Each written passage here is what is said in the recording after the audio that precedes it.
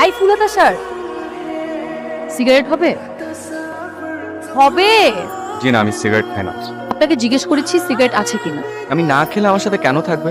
যাদের সাথে এসেছেন তাদেরকেও খায়? আমার সাথে আমার আব্বু আম্মু আর ছোট ভাই আছে, আমরা কেউই সিগারেট খাই না। Good good. ফ্যামিলি ট্রিপ, আব্বু আম্মুর সাথে আসছে। ছেলেটা সুইট আছে, শরবত বানাই দিব? এই তোরা কেউ আছিস? আমাকে টাওয়ালটা দে তো। এই যে টাওয়ালটা আমার। আপনার মানে? আপনার কাছে কেউ চেয়েছে? ওমা, বললেন যে আপনার জ্বর চলে আসবে।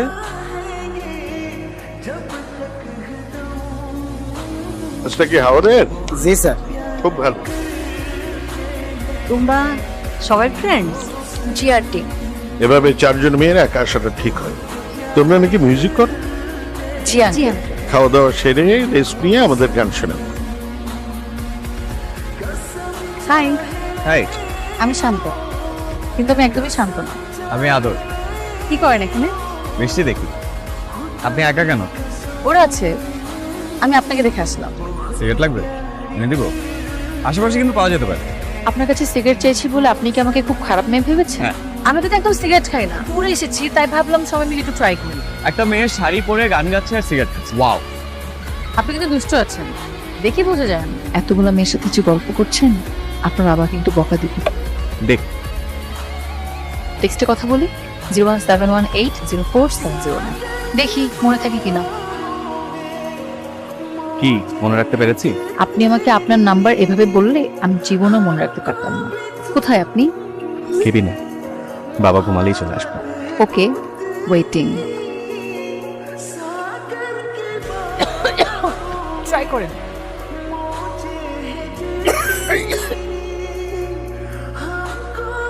আমার তো খুব ভালো লাগছে এই জায়গা। কোথায় তুমি? আব্বু, আমি তো ওয়াশরুমে। আচ্ছা ঠিক আছে। ধন্যবাদ বিপদ থেকে বাঁচানোর জন্য। বিপদে যেহেতু আমিই ফেলতে গিয়েছিলাম, রক্ষা করার দায়িত্ব আমার। আপনি কিন্তু দুষ্ট হলেও ভালো। Good night. Good night. আমরা শিমুল বাগানের কাছে চলে আসছি, জীবনের মধ্যে আমরা পৌঁছে যাব। আপনারা সবাই রেডি হয়ে নেন। হ্যাঁ?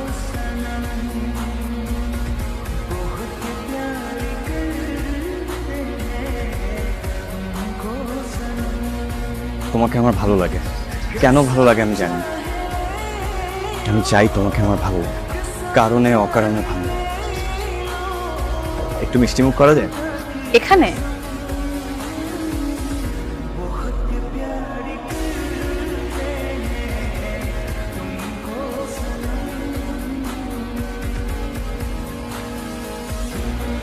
আদরের চাকরি বাকরি তো কিছুই এখনো হলো না। চেষ্টা করছো রে যে। এতগুলো টাকা খরচ করে প্রাইভেট ইউনিভার্সিটিতে পড়ানো। আমাদের ব্রেকআপ হয়ে গেল, তোমার এত মন খারাপ হবে বলে আমার মনে হয় না। একটা জব হয় নাই জাস্ট। জবটা আমার খুব দরকার। আমাদের প্ল্যানের বাইরেও সৃষ্টিকর্তার একটা প্ল্যান থাকে, সেটার উপর ভরসা রাখো। তুমি আমাকে ছেড়ে কখনো যাবে না তো শুনতে? এখনই চলে যাবো যদি এরকম মন খারাপ করে বসে থাকো। আমার এক রিলেটিভের জন্য একটা জবের দরকার ছিল। রেসিপিটা পাঠিয়ে দিও, আমি মাসুম ভাইকে ফরওয়ার্ড করে বলে দিব। Thank you. আপনার কথা আমাকে আফসানা বলেছে, আর আপনার সিভিও দেখলাম। আমরা তো আপনার রিলেটিভ, রাইট? যে মানে হ্যালো, ইন্টারভিউ কেমন হলো? তুমি ওনাকে কেন বলছো আমি তোমার রিলেটিভ? তো কি বলবো? নাকি তোমার বয়ফ্রেন্ড বেকার, এটা মানুষ জেনে যাবে এই ভয়ে বলো নাই? আমার এখন কথা বলতে ভালো লাগছে না, রাখি। তুমি আমার ফোন ধরতেছো না কেন? শান্তা, আমি সরি। তুমি নিশ্চয়ই আমার মনের অবস্থাটা বুঝতে পারতেছো। তুমি মাসুম ভাই সামনে থেকে উঠে চলে আসছো। কিন্তু তুমি আমার ফোন ধরা বন্ধ করো না প্লিজ। আমার হাসপাস লাগে। শান্তা, আমি তোমাকে ছাড়া থাকতে পারবো না। শান্তানা, সাকিব, ইয়েস, অনেক দিন পর দেখা। এই পরিচয় করে দিচ্ছি, ব্রো আদর, আমার ইয়ে। হ্যালো ব্রো, আমরা স্কুল ফ্রেন্ড। আপনি এখন কি করছেন? এখন কিছু করছি না। এখন কি বসে থাকার সময়? আসলে ঠিকঠাক জব পাচ্ছে না। আমার একটা ছোট কোম্পানি আছে, আমি কাজ করার লোক খুঁজে পাচ্ছি না, আর আপনি চাকরি পাচ্ছেন না। সব কিছু তো নেগেটিভ নাও কেন তুমি? স্কুলের ফ্রেন্ড, এতদিন পর দেখা হইছে, এমন তো করতেই পারে। এই গাড়ি থামান, গাড়ি থামান।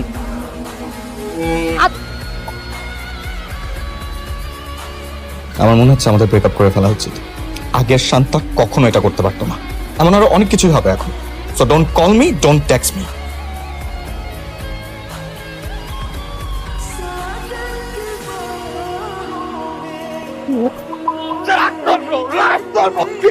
করতেছো?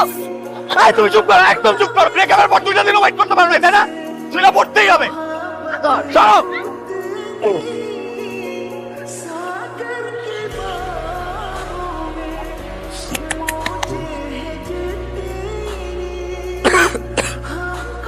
তুমি যেটা ভাবছো সেটা না। শান্তাকে সাকিব তার অফিসে জবের অফার দিয়েছিল, শান্তা জাস্ট দেখা করে অফারটা ফিরিয়ে দিয়েছে।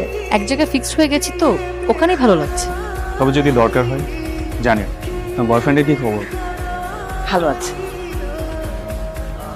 তুমি একটু শান্তাকে ফোন দিবা, আমাকে তো সব জায়গা থেকে ব্লক করে রাখছে। কি যে করতেছো তোমরা দুইজনে, ধরলো না তো।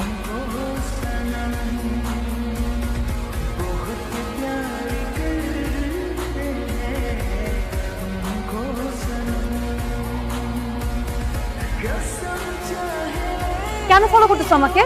আমরা তো আর কমিটেড না। I am sorry. আর কত? তুমি তো এরকম ছিল না আদর। আমি তো এই আদরকে ভালোবাসি নাই, কিন্তু 2 দিন পর আবার সেম হবে, আবার ঝামেলা, আবার সরি। কি লাভ এই রিলেশন কন্টিনিউ করে? একসাথে ভালো না থাকার চেয়ে আলাদাভাবে খারাপ থাকা ভালো। তুমি ভালো থাকো আদর, আসি। কথা দিয়েছিলে কখনো ছেড়ে যাবেন। আমি মরে যাবো প্লিজ।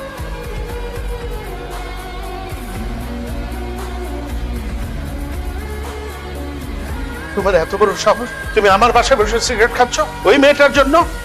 আমার বাসায় থাকতে হলে আমার কথা মেনে থাকতে হবে। এত পিঠা দেখলে? শান্ত হমা। আর কি বলছো তুমি? পরে বুঝে বলবো। সিগারেট খাচ্ছে, আমি শাসন করলাম, আর কেমন বেয়াদবিটা করলো? আদর, ছেলেটা তো সত্যি সত্যি বের হয়ে চলে গেল। কাটকাও কাউকে।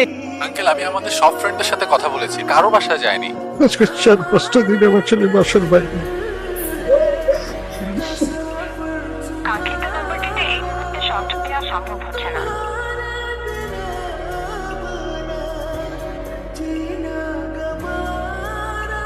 I feel the shirt. Cigarette খাওয়া ধরছো নাকি? থাপ্পো বেড়ে সব কথা ছাড়াই দেবো একদম। কতগুলো মানুষকে তুমি টেনশন রাখছো? এখন সেই মানুষটা নিজেকে কষ্ট দিচ্ছে কেন? সেজন্য কখনো নিজেকে কষ্ট না দেয়। চাকরি বাকরি আজকে নাই, কালকে হবে। জীবনে এমন অনেক কিছু আসবে যাবে, কিন্তু শান্তা কখনো তাকে ছেড়ে যাবে না। যত সে মুখে মুখে বলুক ছেড়ে যাচ্ছে, কিন্তু যাবে না। সব ছেড়ে যাওয়া মানে ছেড়ে যাওয়া না।